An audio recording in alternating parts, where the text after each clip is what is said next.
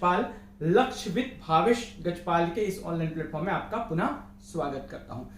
आप मेरे YouTube channel के अलावा Telegram channel Lakshvid Bhavesh Gajpal search करके वहां पर जुड़ सकते हैं। वहां पर मैं वीडियो के PDF, इंपॉर्टेंट नोटिफिकेशन, एग्जाम से संबंधित उपलब्ध कराता हूं, उसमें जरूर जुड़िए। सर्च करके लक्षविद भावेश गजपाल सर्च करिए, वहां जुड़िए।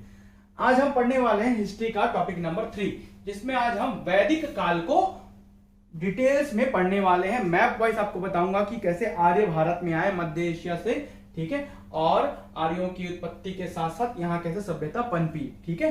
चलिए, तो सबसे पहले हम वैदिक सभ्यता को समझते हैं। वैदिक सभ्यता को मुख्य रूप से 2 भागों में बांटा गया है यहाँ पर, ठीक है। वैदिक सभ्यता का जो कार्यकाल है वो 1500 ईसा पूर्व से लेकर 600 ईसा पूर्व तक का कार्यकाल है, ठीक है। इसे 2 भागों में विभाजित किया गया है। पूर्व वैदिक या ऋग वैदिक काल 1500 ईसा पूर्व से लेकर 1000 ईसा पूर्व का कार्यकाल। उत्तर वैदिक काल या ब्राह्मण साहित्य का काल, जिसे उत्तर वैदिक मतलब बाद का वैदिक काल कहते हैं, 1000 ईसा पूर्व से लेकर 600 ईसा पूर्व तक का कार्यकाल। बात करते हैं आगे, तो सिंधु घाटी सभ्यता का जैसे ही पतन होता है 1500 ईसा पूर्व के आसपास, 2500 से 1500 ईसा पूर्व के लगभग अप्रोक्सीमेट मानते हैं, तो पतन के पश्चात एक नवीन संस्कृति का उद्भव हुआ जो कि अपनी पूर्ववर्ती मतलब अपने पहले की सभ्यता से काफी क्या थी, भिन्न थी। नए लोग आ गए, इसे वैदिक सभ्यता कहा गया, ठीक है। इस संस्कृति के संस्थापक आर्य थे। कौन थे भाई? आर्य, जो कि मध्य एशिया से आए थे, ऐसा माना जाता है। सबके अलग अलग मत है कि आर्य कहां से, आर्यों का उदय भारत में कहां से आया, आर्य भारत में कहां से आया, इसके लिए अलग अलग मत है। तो वेद जो है ना, वैदिक काल में जो वेद है, वे शब्द ना विद धातु से बना है। किस धातु से बना है? विद धातु से। इसको पूछ देता है, याद रखिएगा। वेद शब्द विद धातु से बना है, जिसका अर्थ होता है ज्ञान। क्या होता है जिसका अर्थ? ज्ञान। तो विद का अर्थ है ज्ञान। तो वैदिक मतलब ज्ञान, जो ज्ञानवान सभ्यता थी, जो ज्ञानवान लोग थे वहां पर, ठीक है। तो आर्य शब्द का शाब्दिक अर्थ है श्रेष्ठ, जो श्रेष्ठ व्यक्ति थे, ज्ञानवान व्यक्ति थे। श्रेष्ठ, उत्तम, कुलीन एवं उत्कृष्ट, जो आर्य आए थे। आर्य शब्द का शाब्दिक अर्थ है श्रेष्ठ, उत्तम, कुलीन, उत्कृष्ट। ये सभी आर्य शब्द का शाब्दिक अर्थ है। आगे बढ़ते हैं। मैक्स मूलर के अनुसार जो भारत में आर्यों का जो आगमन है वो 1500 ईसा पूर्व, अलग अलग वैज्ञानिकों ने अपने अलग अलग मत दिए, है ना, विचारकर्ता ने, ठीक है, विचारक जो हुए उन्होंने। तो मैक्स मूलर के अनुसार भारत में आर्यों का आगमन 1500 ईसा पूर्व के आसपास हुआ, जो कि सर्वाधिक स्वीकृत मत है। अलग अलग विद्वानों ने क्या क्या मत दिए आर्यों की उत्पत्ति के संबंध में भारत में। तो मैक्स मूलर का जो कि भाषाई समानता का सिद्धांत दिया कि मध्य एशिया से उनकी भाषा मिलती थी आर्यों की, इसलिए आर्य ना मध्य एशिया से आए होंगे, ऐसा मैक्स मूलर के द्वारा कहा गया, ठीक है। बाल गंगाधर तिलक ने क्या दिया? उत्तरी ध्रुव का सिद्धांत दिया कि आर्य आर्कटिक प्रदेश से आए होंगे, उत्तरी ध्रुव से आए होंगे। विलियम जोन्स ने संस्कृति का सिद्धांत दिया कि यूरोप की जो संस्कृति है वो आर्यों की संस्कृति से मिलती जुलती है, इसलिए आर्य जो है वो यूरोप से आए होंगे। किनके अनुसार? विलियम जोन्स के अनुसार, ठीक है। स्वामी दयानंद के अनुसार आर्य जो है वो तिब्बत से आए हुए थे, ठीक है। और बेंडेस्टीन के अनुसार दक्षिण रूस से आर्यों का आगमन हुआ था। मतलब मोटा मोटी मत जो है मध्य एशिया के आसपास से जाता है, इसलिए सर्वाधिक जो प्रभावी और सर्वाधिक जो जिसके साक्ष्य ज्यादा मिले हैं वो मैक्स मूलर का मत था कि मध्य एशिया से आर्यों का आगमन हुआ है, ठीक है। आर्यों की भाषा क्या थी? संस्कृत थी, ठीक है। संस्कृत एक क्या है? भारोपीय भाषा है, भारतीय प्लस यूरोपीय भाषा है, ठीक है, संस्कृत। इसलिए आर्यों की भाषा क्या है? संस्कृत थी, ठीक है। चलिए आपको दिखाता हूं मैप में। ये है मध्य एशिया, ये सिंधु नदी का इलाका जिसमें आपको दिख रहा है आर्य यहाँ पर आए और वैदिक सभ्यता यहाँ पर पनपी, फली फूली। लगभग 2500 BC, 2500 ईसा पूर्व के आसपास आपको दिखा रहा है यहाँ पर, है ना, जो कि 1500 ईसा पूर्व। 2500 ईसा पूर्व में यहाँ पर क्या था भाई? सिंधु घाटी सभ्यता था। वो जैसे ही नष्ट हुआ तो 1500 ईसा पूर्व के आसपास यहाँ पर आर्य आए, पूर्वी शाखा जो कि मध्य एशिया से आए। उत्तरी ध्रुव का सिद्धांत बाल गंगाधर तिलक के द्वारा दिया गया है। और देखिए अलग अलग सभ्यताएं यहाँ पर दिख रही हैं आपको। बेबीलोन का इलाका है ना, टेग्रिस नदी का इलाका आपको देखने मिल रहा है। तो मिस्र की सभ्यता आपको दिख रही है साथ साथ, ठीक है। और यहां पर आपको दिखने मिल रहा है अल्पास पर्वत। तो अल्पास पर्वत के आसपास का इलाका जो मध्य एशिया वाला इलाका है, वहीं से आर्य हिंदकुश पर्वत पार करते हुए सिंधु नदी घाटी के आसपास के क्षेत्र में आए और इस प्रकार भारत में आर्यों का उदय हुआ, उत्तर भारत में मुख्य रूप से। ठीक है, चलिए अब बात करते हैं। तो आर्यों के आगमन के समय यहाँ के जो भारत के मूल निवासी थे ना, उन्हें आर्यों ने हराया था, तभी तो आर्य प्रवेश कर पाए। तो इसके लिए क्या हुआ, आर्यों के राजा जो थे दिवोदास ने अनार्य दस्युराज संबर, भारत के जो मूल निवासी थे उसको परास्त किया था। आर्यों के जो राजा जो थे वो कौन थे, दिवोदास, उसने अनार्य, जो आर्य नहीं था वो कौन था, दस्युराज, उसको पराजित किया और आर्य यहाँ पर भारत में आ गए। ठीक है, जो कि भारत के मूल निवासी थे दस्युराज संबर। और आए कौन, आर्य, आर्यों के राजा देवोदास, ये सब लेकर आए अपने आदमी को। बाद में ना इन्हीं के बीच में इन्हीं के जो जन होते थे, जन जिसका राजा प्रमुख जो होता था, जो प्रमुख होता था वो राजा होता था। तो इनके मध्य भी युद्ध हुआ, तो दशराज्य युद्ध कहते हैं जो आर्यों के मध्य हुआ। तो युद्ध में 10 राजाओं का युद्ध, एक साइड 10 राजा थे जिसे दशराज्य युद्ध कहते हैं, और एक साइड कौन था, सुदास था, इसलिए इसे दशराज्य युद्ध के नाम से जाना जाता है। 10 राजाओं का झुंड जो एक राजा से लड़ा। तो परुष्णी अर्थात रावी नदी को परुष्णी नदी कहा जाता था। तो रावी नदी के तट पर ये युद्ध हुआ था। इसमें ना सुदास जो कि भरत कबीले से था, भारत नहीं, भरत आएगा, है ना, सुदास जो कि भरत कबीले से था। तो सुदास भरत कबीले का प्रमुख था और दूसरी ओर 10 राजा थे जिसमें से 5 आर्य थे और 5 अनार्य थे। ठीक है, वो सभी मिलकर सुदास से लड़े, पुरु कबीले से लड़े। भरत कबीले का युद्ध होता है पुरु कबीले से। 5 जन थे, 5 प्रमुख बड़े जन थे। उस समय आर्यों के 5 प्रमुख जन थे, जनों का प्रमुख राजा होता था। तो उनमें से एक था पुरुजन या पुरु कबीला बोल सकते हैं। ठीक है, और सुदास जो था वो भरत कबीले से था। तो उनके बीच युद्ध हुआ, सुदास ने 10 राजाओं को हरा दिया और इस प्रकार यहाँ पर आर्यों ने एक नई शाखा यहाँ पर क्या की, स्थापित की। आर्यों के 5 कबीले या जन थे, कबीले को ही जन कहेंगे, जिनका समुदाय पंचजन कहलाता था। 5 प्रमुख जन या 5 प्रमुख बड़े कबीले हुआ करते थे, उन्हें हम पंचजन कहते हैं, याद रखेंगे, जिनका नाम दुर्यो, अनु, पुरु, यदु और तुर्वसु है। ठीक है, दुर्यो, अनु, पुरु, यदु और तुर्वसु है। आपको आगे मैं 5 जनों को मैप में दिखाऊंगा। भरत और तृष्य आर्यों के शासक वंश थे। ठीक है, भरत और तृष्य आर्यों के शासक वंश थे। भरत कुल के नाम पर इस क्षेत्र का नाम भारतवर्ष पड़ा। ठीक है, जो भरत कुल था, भरत कुल के वंशज ने यहाँ पर शासन किया, हराकर राजाओं को, 10 राजाओं को, इसलिए इस क्षेत्र का नाम क्या पड़ा, भारत वर्ष पड़ा, याद रखेंगे। चलिए आपको दिखाता हूं 5 कबीले। तो आपको देखने मिल रहा है दुर्यु, ठीक है, उसके बाद आपको अनु कबीला, दूसरा कबीला अर्थात जन, और तीसरा पुरु कबीला, चौथा आपको देखने मिलेगा तुर्वसु कबीला, और 5वां आपको यदु कबीला देखने मिलेगा, जिससे माउंट आबू राजस्थान वाला इलाका आपको देखने मिलेगा। ये सप्त सैंधव प्रदेश है, मतलब सिंधु और उसकी 7 सहायक नदियां, उसे बोलते हैं सप्त सैंधव प्रदेश। ठीक है, इसके अलावा आपको अनु कबीला देखने मिलेगा झीलम नदी के तट पर, दुर्यु कबीला सिंधु नदी के तट पर, और तुर्वसु यहाँ पर सरयू नदी के तट पर आपको देखने मिलेगा। ठीक है, यदु कबीला, ये सभी 5 जन हुआ करते थे। अब जन क्या है, जन जो है सबसे बड़ी संस्था है, कह सकते हैं, संस्था के सबसे बड़ा समूह है, कह सकते हैं। तो जन का प्रमुख जनपति या राजा होता था। ठीक है, अब देखिए सबसे छोटी इकाई में आएगा कुल या परिवार, जिसका प्रमुख कुलक कहलाता था।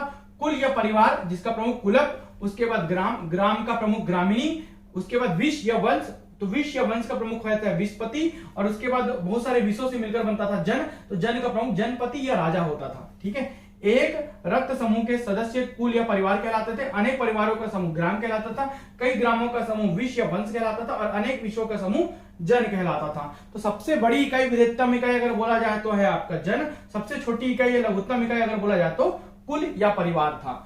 ऋग्वैदिक राजनीतिक संगठन इस प्रकार से विभाजित था, ये याद रखेंगे, इन्हीं सबसे प्रश्न पूछे जाते हैं। ठीक है, चलिए बढ़ते हैं आगे। अब हम बात करते हैं ऋग्वैदिक काल को विस्तार में, उसके बाद हम पढ़ेंगे उत्तर वैदिक काल। ठीक है, तो ऋग्वैदिक काल जो है 1500 से 1000 ईसा पूर्व तक का कार्यकाल था। ठीक है, इस काल की जानकारी एकमात्र स्रोत जो है वो है ऋग्वेद। तो ऋग्वेद में इन सभी का उल्लेख है।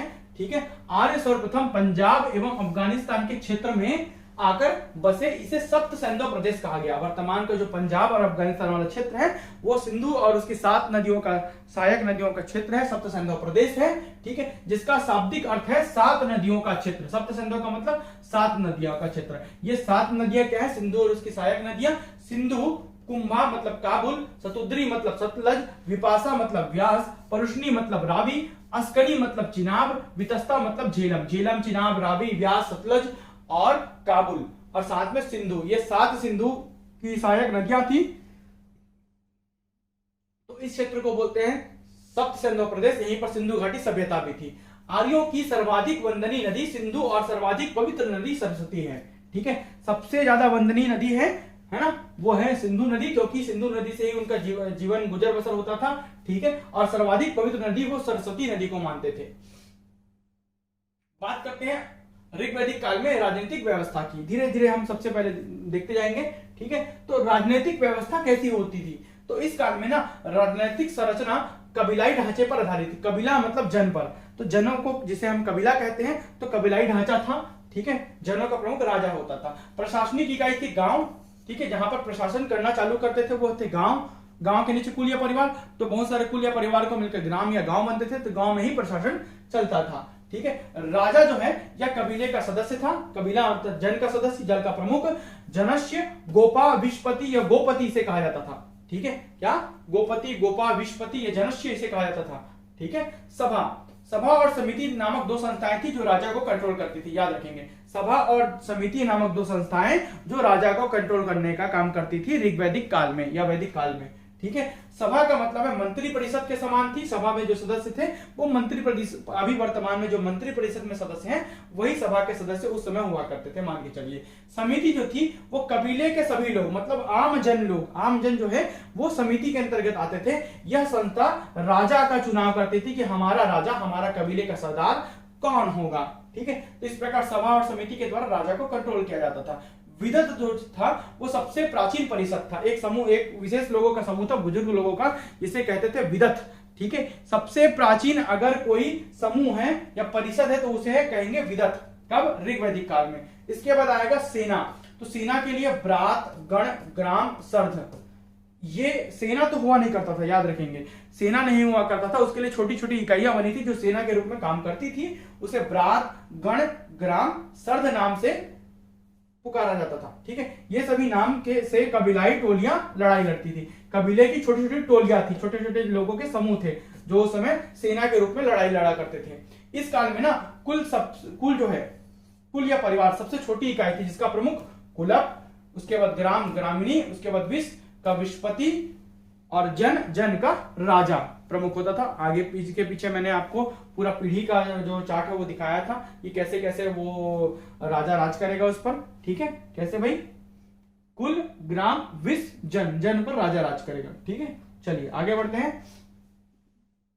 राजा के सहयोगी पुरोहित, जिसे परामर्शदाता कहते थे। सेनानी, सेना का प्रमुख को सेनानी कहते थे। व्राजपति, चारागाह का प्रमुख को व्राजपति कहते थे ऋग्वैदिक काल में राजनीतिक व्यवस्था में। पूरब का मतलब होता है दुर्ग का प्रधान, मतलब उस किले का प्रधान को पूरब कहते थे। स्पष्ट का मतलब होता है गुप्तचर, गुप्तचर को स्पष्ट कहा जाता था उस समय। और दूत जो कि संदेश वाहक हुआ करते थे। ठीक है, ये सभी राजा के प्रमुख सहयोगी हुआ करते थे ऋग्वैदिक कालीन व्यवस्था में, राजनीतिक व्यवस्था में। बात करते हैं आगे भौगोलिक विस्तार। तो ऋग्वैदिक काल का अर्थात आर्यों का जो क्षेत्र था वो कैसे विस्तारित था ये हम इसमें समझेंगे। तो आर्यों के 5 कबीले थे, 5 जन थे, आपको पढ़ा चुका हूं पहले, जिसका प्रमुख जिनका समुदाय पंचजन कहलाता था। जो 5 जन थे, इसके पहले मैंने मैप में आपको दिखा दिया है। ठीक है, उन 5 जनों को दुर्यु, अनु, पुरु, यदु और तुर्वशु कहा जाता था, जो कि अलग अलग नदी और उसके आसपास के क्षेत्रों में कबीले के रूप में अर्थात जन के रूप में बसे हुए थे। ठीक है, ऋग्वेद में 4 प्रमुख समुद्रों का वर्णन है। ठीक है, 4 प्रमुख समुद्रों का उल्लेख मिलता है ऋग्वेद में। ठीक है, अब आगे बात करते हैं। आर्यों ने कुरुक्षेत्र व हिमालय के निकट के प्रदेशों पर कब्जा किया और उस क्षेत्र का नाम ब्रह्मवत रखा। तो कुरुक्षेत्र और हिमालय के आसपास के क्षेत्र को ब्रह्मवत कहा जाता है, याद रखेंगे। जबकि गंगा यमुना दोआब, जो कि सबसे ज्यादा फसल देने वाला इलाका है ना, गंगा और यमुना नदी के बीच का जो घास के क्षेत्र हैं, मैदान है, ठीक है, दोआब का क्षेत्र, उसके नजदीक क्षेत्र पर कब्जा किया और उस क्षेत्र का नाम ब्रह्मर्षि देश रखा। क्या रखा? ब्रह्मर्षि देश। जबकि विंध्याचल पर्वत व हिमालय के क्षेत्र का नाम मध्य प्रदेश तथा समूचे उत्तर भारत पर कब्जा कर उस क्षेत्र का नाम आर्यवर्त रखा। मतलब विंध्याचल पर्वत और हिमालय के क्षेत्रों पर जब कब्जा किया तो उसका नाम रखा मध्य प्रदेश। हिमालय के निचले इलाके से लेकर विंध्याचल पर्वत तक के क्षेत्र को मध्य प्रदेश नाम दिया, और समूचे उत्तर भारत पर, पूरे उत्तर भारत पर जब कब्जा किया ना तो उसे आर्यावर्त नाम दिया गया। ठीक है, तो आर्यावर्त अर्थात भारतवर्ष इसे कहा जाता है। ठीक है, चलिए आगे बढ़ते हैं। 7 नदियां आप जानते ही हैं, इनके निवास क्षेत्र को सप्तसिंधु प्रदेश कहा जाता है, इसको मैंने बार बार पढ़ा दिया है। ऋग्वेद में अपाया नदी मतलब थानेश्वर, मरुवृद्ध नदी मतलब कश्मीर, मुंजियत पर्वत मतलब कश्मीर में, और यमुना तथा गंगा नदी का उल्लेख मिलता है। अपाया नदी का थानेश्वर में, मरुवृद्ध नदी कश्मीर में, मुंजियत या मुंज पर्वत कश्मीर में, यमुना और गंगा नदी का उल्लेख भी आपको ऋग्वेद में देखने मिलेगा। ठीक है, अब बात करते हैं सामाजिक व्यवस्था की। ये तो आप पढ़ चुके हैं, बार बार इसको मैं हाईलाइट किया हूं क्योंकि इससे प्रश्न पूछ देता है। ठीक है, सामाजिक व्यवस्था, तो समाज की सबसे छोटी इकाई थी परिवार। परिवार को हम क्या बोलते थे? कुल। कुल का प्रमुख कुलप, कुल का प्रमुख कुलप, याद रख लीजिए। कई परिवार मिलकर ग्राम बनाते थे तो ग्राम का प्रमुख ग्रामिणी, है ना, और कई ग्राम मिलकर विश्व बनाते थे तो विश्व का प्रमुख विश्वपति, और कई विश्व मिलकर जन बनाते थे तो जन का प्रमुख राजा। जन का प्रमुख कौन होता है? राजा, मतलब बेसिकली पुरोहित, पुरोहित के बाद राजा, राष्ट्र का प्रमुख राजा। जन का प्रमुख पुरोहित दिखा रहा है, वो मुख्य रूप से राजा ही है, जन का प्रमुख, है ना। पुरोहित के जरिए राजा राज करते थे। अब आगे बात करेंगे इसमें सामाजिक व्यवस्था में, तो ऋग्वैदिक काल की जो सामाजिक व्यवस्था थी ना वो बहुत अच्छी थी। सती प्रथा एवं छुआछूत का प्रचलन उस समय नहीं था। ठीक है, दास प्रथा उस समय प्रचलित थी, दास लोग बनाते थे उस समय। आगे बात करते हैं, तो ऋग्वेद में ना 275 बार जन का प्रयोग किया गया है, 170 बार विश्व का, ठीक है, और 10 बार राष्ट्र का प्रयोग किया है। राष्ट्र का प्रमुख राजा अर्थात जनों का प्रमुख या विश्व का प्रमुख राजा। ठीक है, 13 बार ग्राम का उल्लेख किया गया है, किसमें? ऋग्वेद में। ऋग्वेद के 10वें मंडल में ना पुरुष सूक्त में चारों वर्ण मतलब वर्ण व्यवस्था के बारे में वर्णन किया गया ऋग्वेद में। बाद में किया गया, पहले नहीं था, बाद में किया गया। कौन कौन सा? ब्राह्मण, क्षत्रिय, वैश्य और शूद्र की उत्पत्ति का उल्लेख है, अर्थात समाज 4 वर्गों में विभाजित था बाद में, ऋग्वैदिक कालीन सभ्यता, पहले नहीं था, बाद में यह हुआ। ठीक है, ऋग्वैदिक समाज पितृसत्तात्मक था, पिता की पूरी संपत्ति पुत्र को। ठीक है, इस काल में स्त्रियों की स्थिति सम्मानजनक थी, पर्दा प्रथा, बाल विवाह का प्रचलन नहीं था, याद रखेंगे। ठीक है, पर्दा प्रथा, बाल विवाह का प्रचलन नहीं था, लेकिन दास प्रथा थी। उपनयन संस्कार के बाद स्त्रियों को शिक्षा दी जाती थी, स्त्रियों को शिक्षा ग्रहण करने का अधिकार नहीं था, लेकिन उपनयन संस्कार के बाद शिक्षा दी जाती थी, जिसकी जानकारी ऋग्वेद के 7वें मंडल से प्राप्त होती है। बात करते हैं आगे, ऋग्वेद में पत्नी को गृह कहा गया है। क्या कहा गया? गृह, घर, है ना, तो पत्नी को गृह कहा गया है। अपाला, घोषा, लोपामुद्रा, विश्वासरा, ठीक है, ये और सिक्ता इस काल की विदुषी महिलाएं थी। क्या? विदुषी महिलाएं मतलब साहसी महिलाएं थी। सोमरस एक प्रकार का मादक पदार्थ है जिसकी चर्चा ऋग्वेद के 9वें मंडल में की गई है। गाय को अघन्या कहा गया है, ना मारने योग्य माना जाता था, गाय के लिए ही लड़ाई होती थी, युद्ध हो जाते थे गाय के लिए, गाय को संरक्षित करके रखते थे उस समय के लोग, है ना, तो गाय को अघन्या कहा गया है, ना मारने योग्य कहा गया है ऋग्वेद में। अब आगे बात करते हैं, 2 प्रकार के अंतरवर्णी विवाह होते थे, मतलब अलग अलग वर्णों में विवाह होते थे, अनुलोम विवाह और प्रतिलोम विवाह। ठीक है, तो अनुलोम क्या है? पुरुष उच्च वर्ग का मतलब अच्छा संपन्न, और कन्या निम्न वर्ग की मतलब निम्न वर्ण की, पुरुष उच्च वर्ण का, कन्या निम्न वर्ण की, तो उसे अनुलोम कहते थे। प्रतिलोम मतलब उल्टा। ठीक है, पुरुष निम्न वर्ण का और कन्या उच्च वर्ण की, तो यह प्रतिलोम विवाह कहलाता था, इसको याद रखना। अब कुछ समय पश्चात फिर विवाह 8 प्रकार से हो गया, मतलब 8 भागों में बढ़ गए, जिसमें से 4 स्वीकारणी थे समाज के द्वारा और 4 अस्वीकारणी थे समाज के द्वारा, मतलब 4 को समाज स्वीकार करता था और उन बाकी 4 विवाहों को समाज स्वीकार नहीं करता था, लेकिन लोग कर लिया करते थे। तो 4 विवाह समाज स्वीकृत थे, उनमें से पहला है ब्रह्म विवाह, समान वर्ण में विवाह को ब्रह्म विवाह, जो कि सबसे सर्वोच्च विवाह माना जाता था उस समय। देव विवाह, यज्ञ कर्म करने वाले के साथ कन्या का विवाह करा दिया जाता था, तो वो कहलाता था देव विवाह, जो यज्ञ कर्म कर रहा है उस साधु के साथ कन्या का विवाह देव विवाह कहलाता था। तीसरा है आर्ष विवाह, कन्या के पिता को वर एक जोड़ी बैल प्रदान करता था और कन्या को ब्याह कर ले जाता था। इसे कहते हैं आर्ष विवाह और प्रजापत्य विवाह। बिना किसी लेन देन के योग्य वर से विवाह को प्रजापत्य विवाह कहा जाता था। ये चारों स्वीकारनीय विवाह थे, जबकि अस्वीकार करने योग्य विवाह ये थे। पांचवा असुर विवाह, कन्या को उसके माता पिता से खरीद लिया जाता था। इसे निकृष्ट माना जाता था, मतलब तुच्छ माना जाता था, ये एकदम खराब काम है करके। उसके बाद है गंधर्व विवाह, प्रेम संबंधों पर आधारित विवाह को गंधर्व विवाह की श्रेणी में रखा गया है। ठीक है। उसके बाद राक्षस विवाह, अपहरण कर विवाह कर लेना राक्षस विवाह के अंतर्गत आता है। पैशाच विवाह या पिशाच विवाह है, यह विवाह प्रायः विश्वासघात द्वारा किया जाता था। पिशाची हो गया ऐसा बोलते हैं, उसी प्रकार का विवाह, मतलब दूसरे को छल कपट से विवाह कर लेना, झूठी बातें बनाकर या बहला फुसलाकर। अब बात करते हैं आर्थिक व्यवस्था की। तो ऋग्वैदिक कालीन आर्थिक व्यवस्था को हम विस्तार से समझते हैं। तो अर्थव्यवस्था मुख्यतः पशुपालक थी। सबसे महत्वपूर्ण पशु गाय थी, मतलब पशु पालने वाले थे। कृषि तो सेकेंडरी थी, सबसे ज्यादा पशुपालक हुआ करते थे। पशु कौन सा पालते थे? गाय। अधिकतर युद्ध गायों के लिए लड़े जाते थे। कृषि दूसरा पेशा था जिसमें जौ अर्थात यौ प्रमुख फसल थी। यौ जिसे जौ कहते हैं वो प्रमुख फसल थी, यौ कहा जाता था। गो शब्द का प्रयोग 174 या 176 बार, 74 या 176 दोनों में से कोई एक आंकड़ा है ना, आगे पीछे हो जाता है। गो या गाय शब्द का उपयोग जो है 176 या 174 बार आया है। लोहे का ज्ञान नहीं था, उस समय लोहे का ज्ञान नहीं था ऋग्वैदिक कालीन को। तो व्यापार जल एवं थल दोनों में होता था, वस्तु विनिमय के द्वारा, मतलब एक वस्तु के बदले दूसरी वस्तु आदान प्रदान करके व्यापार उसमें किया जाता था। इसे वस्तु विनिमय की प्रथा कहते हैं। ठीक है, जैसे कि उसमें के जो लोग थे विनिमय, ठीक है, जुलाहा को बाया कहा जाता था। ओतु तंतु मतलब ताने बाने को ओतु तंतु, व्यापारी को पणी कहा जाता था, ये पूछ चुका है।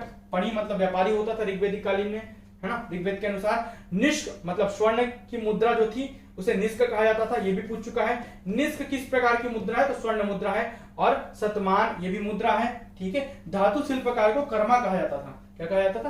कर्मा, ऋग्वेद में। ठीक है, ऋग्वेद के अनुसार। तो ऋग्वेद में और वर्तमान में चारागाह, गव्य एवं गव्यति को चारागाह, युद्ध, गविष्ट, गेसु, गव्य या गम्य को युद्ध, वर्तमान में युद्ध को युद्ध कहते हैं, और ऋग्वेद में उसे गविष्ट, गेसु, गव्य या गम्य कहा जाता था। राजा गोपति कहा जाता था ऋग्वेद में।